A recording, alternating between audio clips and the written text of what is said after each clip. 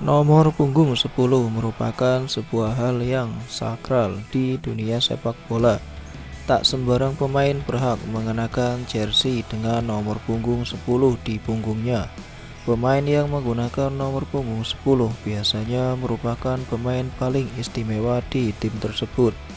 Kemampuan olah bolanya jauh di atas rata-rata pemain-pemain lainnya. Berkat keistimewaannya, pemain nomor punggung 10 selalu jadi pusat perhatian lawan. Maka tak heran bila penjagaan ketat seringkali diberikan kepada mereka yang menjadi otak permainan. Di timnas Indonesia tak banyak yang berani mengenakan nomor punggung 10 dalam beberapa tahun terakhir. Baik itu di pertandingan resmi semisal kualifikasi Piala Dunia ataupun pertandingan persahabatan sekalipun.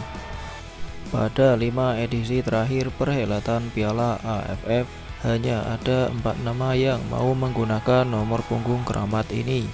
Pada gelaran AFF 2014, bahkan tak ada satupun yang berani menggunakannya.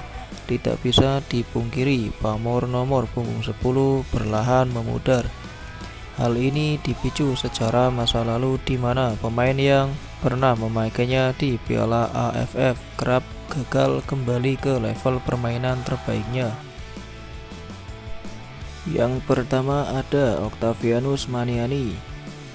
Mendiang Alfred Riedel sepertinya menyadari betul posisi Octavianus Maniani. Saat memanggilnya untuk Piala AFF 2010, dirinya tak ragu memberikan nomor punggung 10 kepadanya. Meskipun bukan seorang playmaker, pergerakannya di sektor sayap berarti banyak bagi timnas Indonesia. Tak hanya cepat, dirinya kerap kali menusuk ke jantung pertahanan dengan dribble yang memukau. Sayangnya setelah membawa Indonesia menjadi finalis AFF 2010 dan mendapatkan medali perak di ajang SEA Games 2011, karirnya mulai menurun. Menjadi perhatian publik sepak bola Indonesia membuatnya keblinger. Masalah indisipliner semakin menyulitkan langkahnya untuk kembali menjadi Octavianus Maniani di AFF 2010.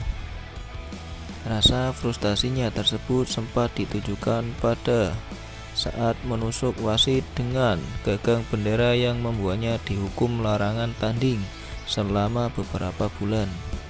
Dirinya coba kembali ke lapangan hijau bersama Persiba Balikpapan, tetapi pandemi COVID-19 membuyarkan impiannya. Terkini dirinya dikabarkan telah resmi menjadi salah satu kader partai politik.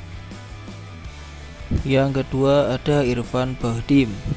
Irfan Bahdim dibebani banyak ekspektasi saat mengenakan nomor punggung 10 pada AFF 2012. Tak seperti 2 tahun sebelumnya, Indonesia hadir ke ajang ini bukan dengan skuad terbaiknya. Dualisme kompetisi dan federasi memunculkan dua kubu di tahun tersebut. Alhasil hanya pemain-pemain terbaik di salah satu kubu yang datang ke turnamen ini.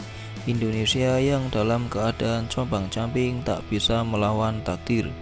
Irfan Bahdim pun kecewa dengan masalah yang mendera di tanah air dan memutuskan hengkang ke luar negeri. Namun karirnya terbilang meredup di titik ini.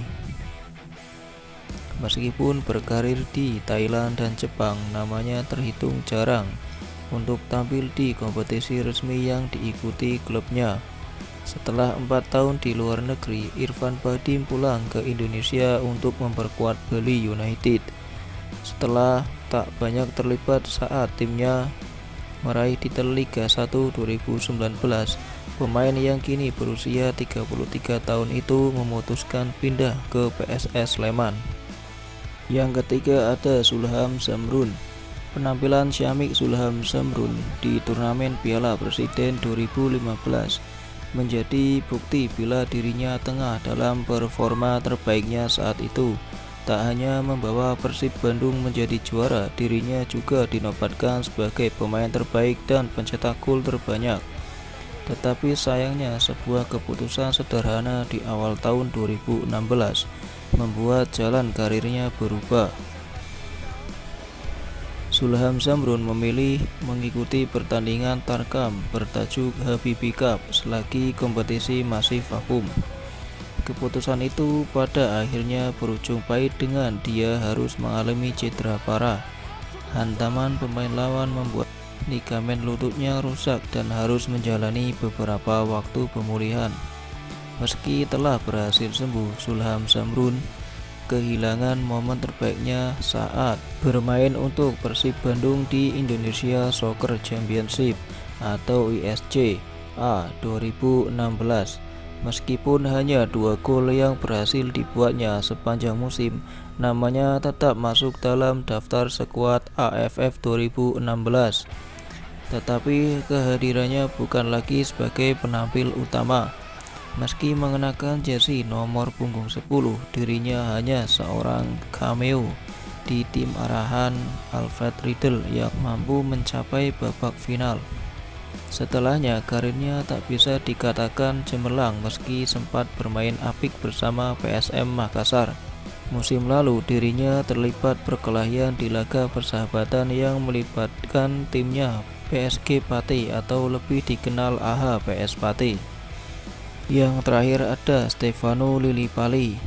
Penampilan cemerlang Stefano Lillipali di Asian Games 2018 gagal terulang di Piala AFF 2018. Padahal di awal perhelatan level Asia itu, dirinya mampu membawa timnas Indonesia U23 ke babak 16 besar. Tetapi kegagalannya meraih target yang dibebankan membuat Luis Milla mundur dari kursi pelatih. Kekosongan tersebut membuat Indonesia terombang-ambing dalam ketidakpastian. Pada akhirnya Indonesia gagal menampilkan kembali performa terbaiknya. Bima Sakti gagal menduplikat kehebatan Luis Milla saat ditunjuk menukangi Stefano Lillipali DKK di ajang Piala AFF 2018. Walaupun bermain dengan pemain-pemain terbaiknya, Indonesia tetap gagal melangkah ke fase gugur. Kekalahan dari Singapura dan Thailand, hasil imbang dari Filipina, dan 1 kemenangan dari Timor Leste tak cukup bagi Indonesia. Setelah kegagalan menyakitkan tersebut, pemain berdarah Belanda itu berhasil mempertahankan level permainannya. Dirinya membantu Bali United meraih supremasi tertinggi di Liga 1 2019. BRI Liga 1 2021-2022. Lillipali kembali mengantarkan Bali United menjadi juara. Namun musim 2022-2023 ia cabut ke Borneo FC. Demikianlah berita sepak bola yang dapat channel Free Kick Taker sampaikan. Terus dukung channel Free Kick Taker supaya dapat terus memberikan berita menarik lainnya dengan cara klik like dan subscribe serta komentar di kolom komentar. Terima kasih.